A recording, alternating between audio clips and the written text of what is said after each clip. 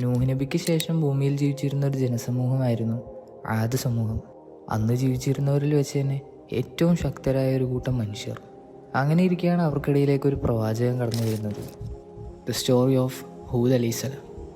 തൗഹീദുമായി അവർക്കിടയിലേക്ക് എത്തിയ ഹൂദ് നബിയെ അവർ ഒരു നിലക്കും പരിഗണിച്ചിരുന്നില്ല. എല്ലാ കാര്യത്തിലും മുൻപന്തിയിലായിരുന്ന ആദ് സമൂഹം അഹങ്കാരത്തിൻ്റെ കാര്യത്തിലും ഒട്ടും പിന്നിലായിരുന്നില്ല. എത്രത്തോളം എന്ന് വെച്ചാൽ, ശക്തനായ അള്ളാഹുവാണ് നിങ്ങളുടെ സൃഷ്ടാവ് എന്ന ഹൂദ് നബിയുടെ വാദത്തിന് ഞങ്ങളെക്കാൾ ശക്തനാണോ നിൻ്റെ അള്ളാഹു എന്നായിരുന്നു അവരുടെ മറുപടി. ഇങ്ങനെ അഹങ്കാരത്തിന് കയ്യും കാലം മുളച്ച ഈ അന്ധവിശ്വാസികളെ അധികകാലം ഭൂമിയിൽ വെച്ച് ഓർപ്പിക്കാൻ അള്ളാഹുവിനും താല്പര്യം ഉണ്ടായിരുന്നില്ല. സൂറത്തുൽ ഹാക്കയിലൂടെ അള്ളാഹു സുബ്ഹാനഹു വ തആല പറയുന്നുണ്ടല്ലോ, അവസാനം ആദ് സമൂഹമാവട്ടെ ആഞ്ഞു വീശിയ ഒരു കൊടുങ്കാറ്റിനാൽ നശിപ്പിക്കപ്പെട്ടു.